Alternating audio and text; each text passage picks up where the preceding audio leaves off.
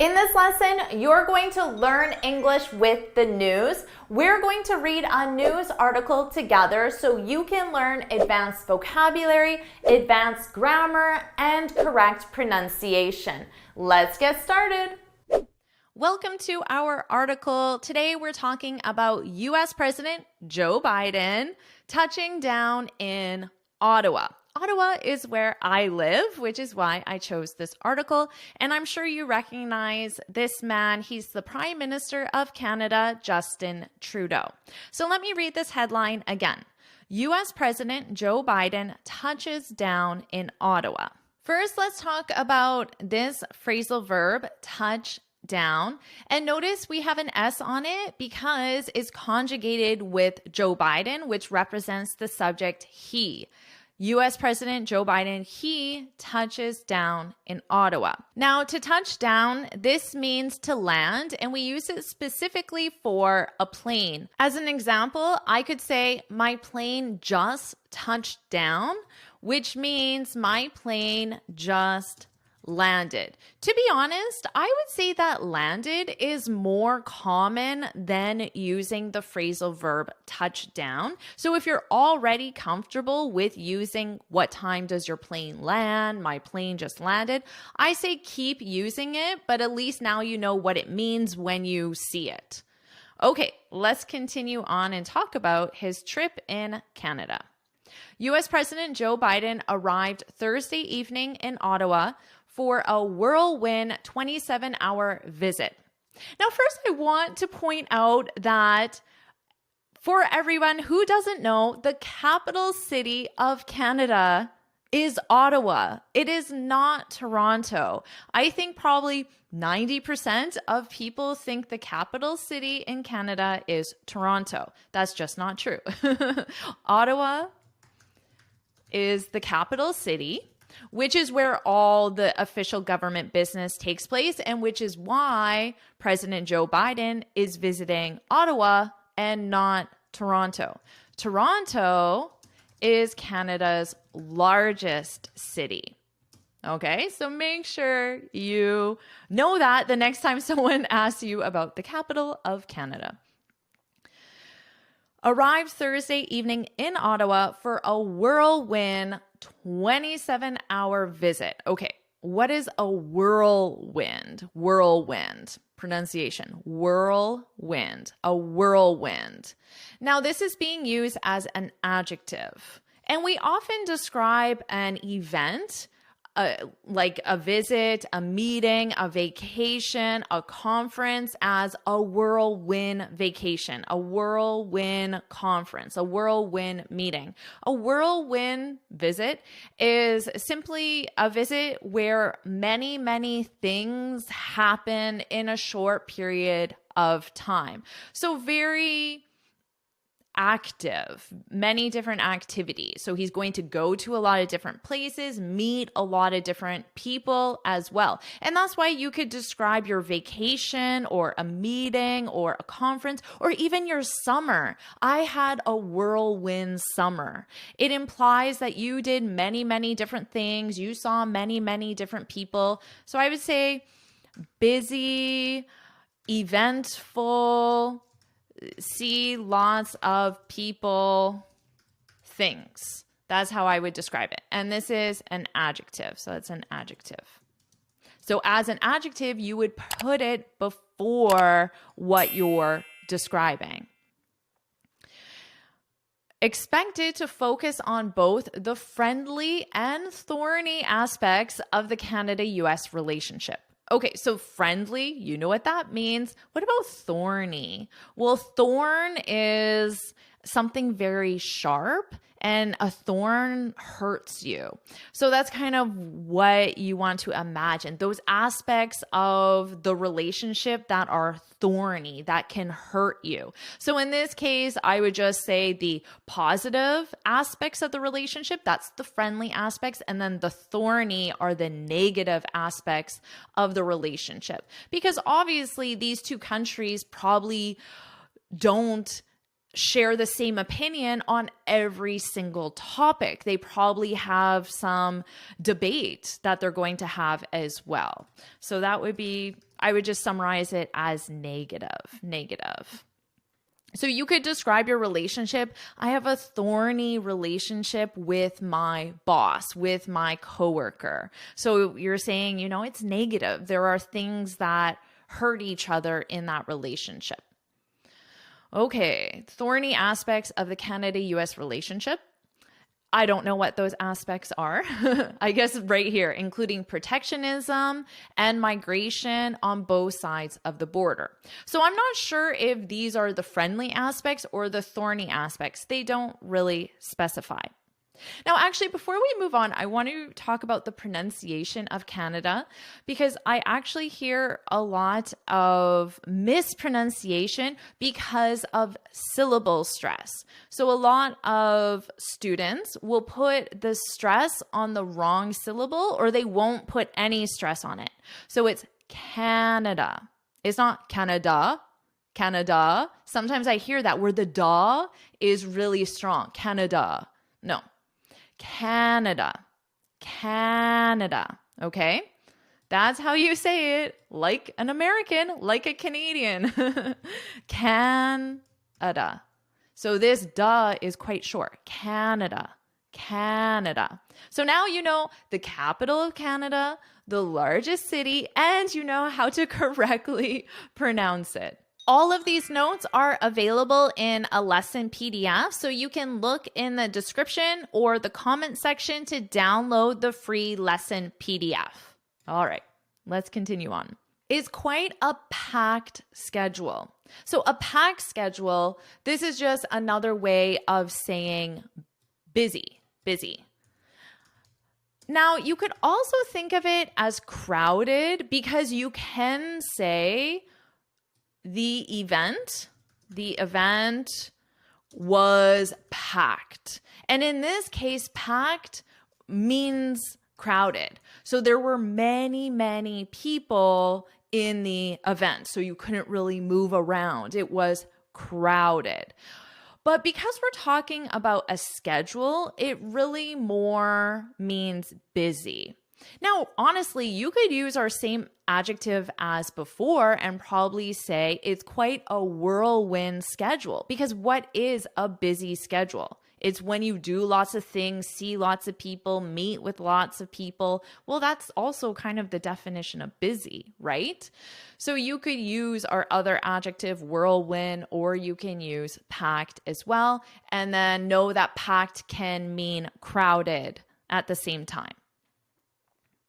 So in terms of busy, you could say, my weekend was packed. My weekend was packed, which means it was busy. Now, sometimes we actually add, which is kind of fun. I like saying this.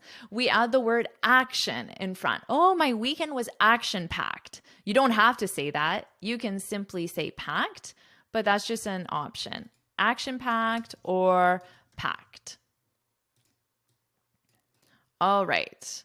It was quite a packed schedule for a short trip, said White House National Security Council spokesman, that's a long title, John Kirby on Wednesday. This is a meaningful visit. Canada is one of the United States' closest allies. Notice they have this apostrophe. This is to show possession. The United States' closest allies and friends. So the allies belongs to the United States, the friends belong to the United States.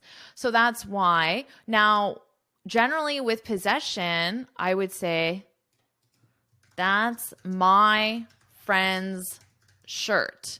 So that is when I'm talking about my one friend, right? So my one friend, singular. Now, this S is not plural, it's to show possession. It's to show the shirt belongs to my friend. Okay? Now, I could say, that's my friends, because I can say my friends and it could be plural. That's my friends. What could be a multiple item belonging to my friends? That's my friend's dog. Okay, let's say I have two friends and they live in the same house and they share one dog. So the dog belongs to my friends, two friends, plural.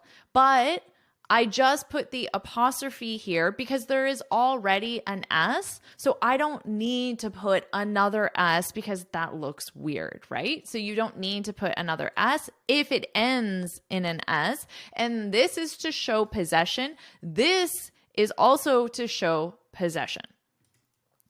Okay.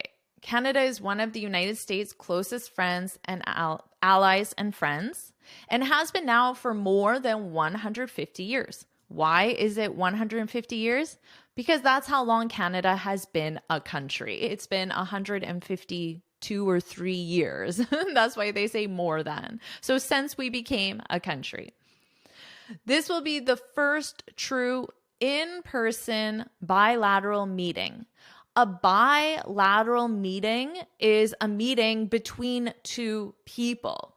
So it's just another way of saying two people. I don't know why they really said it because it's already implied because it's Joe Biden and Trudeau and they're two people. Anyway, you could say, I'm having a bilateral meeting with my boss. And this implies that the meeting is between you and your boss because bilateral is with two people. Now, let's say it's actually my boss's friend. I can't think of anything else, so I'll say friend. But notice this is possessive because the friend belongs to my boss. Boss already ends in S, so I don't need to put another S there. If it were the other way around, my friend's boss, I put apostrophe S because it does not end in S. And this is also showing possession. I have a bilateral meeting with my friend's boss. Okay, let me highlight that for you. Between the two leaders in Canada since 2009. So it will be the first true in-person bilateral meeting. Now adding in-person because obviously in the last few years, a lot of meetings have taken place online. So it suggests that it's possible they had an online bilateral meeting. It's possible. Now notice we have since plus a specific time. Since 2009. Since last summer, since March 5th. And we use for with a time period. For 2 weeks, 2 years. Now, in this context, for doesn't work. You wouldn't replace. It will be the first in-person meeting for 2 weeks. It doesn't make any sense. So we can't replace it with for, but I'm just letting you know that there are specific times when you use since or for in other cases, because I do see mistakes with those. In this case, we need to use since, and we have to have a specific time because since is only used with a specific time. Okay. The first year of Biden's term, so here's another possessive, the term belongs to Biden. The first year of Biden's term focused on rebuilding Canada-US relations following Trump's divisive term in office. All right, let's take a look at this. Focused on rebuilding. So notice a couple things. One, it's in the gerund form. My verb is in the ing gerund form. Why? Because I have a preposition here. On is a preposition. And when we have a preposition, your following verb, in this case, rebuilding, needs to be in the ing, in the gerund form. So that's our gerund. So I'll just write that out for you. Preposition plus gerund. Now, we have a re in front of building to say is happening again. So we're building it again. You might say, Jennifer, this lesson was awesome, but I need to re-watch it. I need to watch it again. Why? Well, because you need to practice everything I'm teaching you in this lesson, right? I need to re-watch this lesson at least 3 times to really fully learn everything I'm teaching you in this lesson, because I'm going quite fast, aren't I? So this means watch again. And notice for pronunciation, e. I'm not doing like a schwa sound, watch. American pronunciation, we love our unstressed schwa sound in our throat here, but I'm not doing that. This is a full e, rewatch. Watch it again. So hopefully you rewatch this lesson. Let me know if you're going to rewatch it. Okay, let's talk about this. Divisive.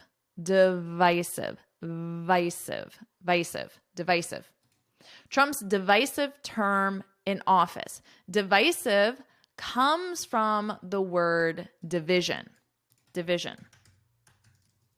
which also comes from the word divided.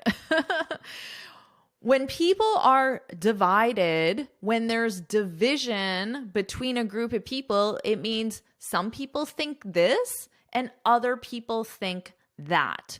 And divisive is the adjective that's describing that. As an example, I could say his policy is very divisive. It causes some people to be here and other people to be here. It causes division. It divides people. So it's implying that Trump caused division between the United States and Canada, or at least their relationship. Let's continue on. The second focused on meeting obligations. The second, remember here we are talking about the first year of Biden's term. Now we're talking about the second year of Biden's term. The second focused on meeting obligations. So again, on is our preposition. So we have our gerund here. Meeting obligations, including prioritizing orderly and safe migration through regular pathways, Kirby said.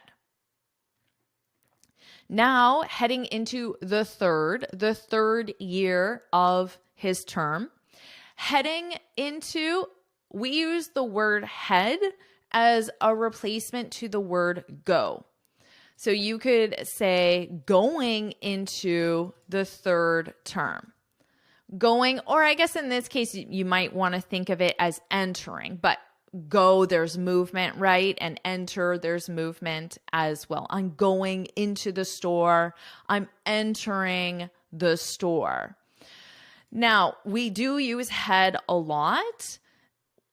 You could say, I'm heading to the store. When do you head to the airport? And in this case, it means go. I'm going to the store. When do you go to the airport? It's extremely common. It sounds very natural. Americans, we love saying head as a replacement for go.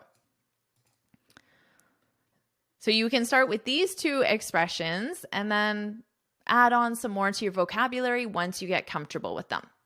Now, heading into the third, this visit is about taking stock of what we've done, where we are, what we need to prioritize for the future. Okay, when you take stock of something, you basically assess the current situation. So you might say, we need to take stock of our finances. So you need to think about your current financial situation and then perhaps the recent past of it and then going into the near future as well. So the current situation, including the past and the present. So let me just write that out for you. Let's take stock, or we need to take stock of our financial situation. As I said, I think the best replacement would be assess. When you assess something, you think about the current situation. So assess, think about the current situation. And in this case, it's the current situation of your financial situation. A little bit confusing there using situation twice. So this visit is about taking stock of what we've done. So assessing what we've done, where we are, and what we need to prioritize for the future. So far, neither the White House nor the Prime Minister's office have confirmed if there will be any impromptu stops during the trip. All right, let's take a look at neither nor. I did create a separate video on neither nor because I hear a lot of mistakes with it. So I'll put the link to that video in the comment, but just know that neither is used when it's negative. So it's saying not the White House and not the Prime Minister. So it's negative for the White House and it's also negative for the Prime Minister. That's what I'll say now, just because I do already have that full lesson on it. So I will just say link to lesson in the video description on neither nor. It's a great video, and I highly suggest you watch it. Okay, so you can watch that when you have time. It's a pretty short video as well. Just trying to get this. Let me just put this on a separate line for you. Neither, whoopsie. Neither nor. Oh, okay, got it. Whew. So far, neither the White House nor the Prime Minister's office have confirmed if there will be any impromptu stops. Well, what's an impromptu stop? It's an unplanned stop, unplanned. It seems like it would be obvious that there would be unplanned stops. For example, if you and I were going on a vacation, we wouldn't plan out every single place, including cafes, restaurants, stores, in advance and have that on an itinerary, right? If we felt like going to a cafe, we would go to a cafe. Obviously, that's not how it works for the president for security reasons. Everything has to be very planned out so security can be present. So that's why an impromptu stop is unlikely. But it did happen when Barack Obama, former president Barack Obama, visited Ottawa many years ago. And that's what this picture represents. I'll continue reading this. So it hasn't been confirmed if there will be any impromptu, unplanned, impromptu stops during the trip, meaning we'll have to wait and see whether there will be another Obama cookie moment. If you come to Ottawa as a tourist, you will see this Obama cookie. It's very popular for tourists, and it's because Obama visited Canada in Ottawa, where I live, the capital, remember, in 2009, and he had an impromptu stop, an unplanned stop. So he went to our tourist area, which is called the Byward Market. That's just an area of the city in our historic downtown where the tourists generally go. And he went to a bakery and he bought a cookie from that bakery. Remember, this happened in 2009. Today, if you go into that bakery, there are pictures of Obama everywhere. Like this picture is from the bakery.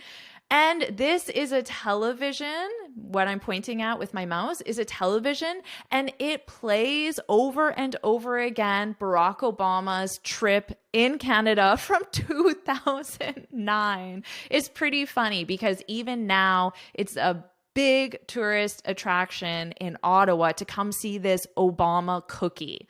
So if Biden makes an impromptu stop, maybe we'll have a Biden cookie in Ottawa as well, or something like that.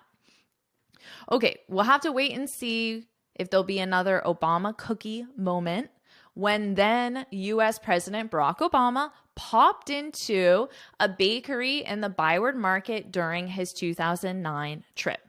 I like this phrasal verb, to pop into. When you pop into a store, a cafe, a bakery in Obama's case, it means you just enter quickly. So you just go in, you get your cookie, and you leave. So most likely you're not going to stay for 2 hours and have lunch with a friend. You're just going to get something and leave. So if you're with your husband or wife or a friend, you might say, is it okay if we pop into this store? I need to buy, and then you can just tell whatever you want to buy, okay? Now, when you say pop into, your friend, your husband, your wife, they understand that is going to be quick. So even if you're on a schedule, they know, okay, it's not going to take a long time. So if someone asks you like, oh, did you visit the museum when you were in Ottawa? You might say, we popped in, which means you didn't spend a very long time. So this is the same as saying visited quickly. We popped in. We just took a few pictures, looked around, but we had another appointment to get to. We just popped in. So we use this a lot when you're going to stores, or you might go pop into a friend's house, which means you visit that friend for a brief period of time. So my friend popped in on over the weekend, just sometime over the weekend. Oh, my friend popped in over the weekend. So she visited me quickly. That's what it implies. And that's the end of the article. So now I'll read the article from start to finish so you can focus on my pronunciation. U.S. President Joe Biden touches down in Ottawa. U.S. President Joe Biden arrived Thursday evening in Ottawa for a whirlwind 27-hour visit expected to focus on both the friendly and thorny aspects of the Canada-U.S. relationship, including protectionism and migration on both sides of the border. It's quite a packed schedule for a short trip, said White House National Security Council spokesman John Kirby on Wednesday. This is a meaningful visit. Canada is one of the United States' closest allies and friends, and has been now for more than 150 years. This will be the first true in-person bilateral meeting between the two leaders in Canada since 2009. The first year of Biden's term focused on rebuilding Canada-U.S. relations following Trump's divisive term in office. The second focused on meeting obligations, including prioritizing orderly and safe migration through regular pathways, Kirby said. Now heading into the third, this visit is about taking stock of what we've done, where we are, and what we need to prioritize for the future. So far, neither the White House nor the Prime Minister's office have confirmed if there will be any impromptu stops during the trip, meaning we'll have to wait and see whether there will be another Obama cookie moment when the U.S. President Barack Obama popped into a bakery in the Byward Market during his 2009 trip. Amazing job. Now I suggest watching this lesson next, and make sure you get your free speaking guide where I share 6 tips on how to speak English fluently and confidently. You can get your guide from my website right here. So now get started with your next lesson.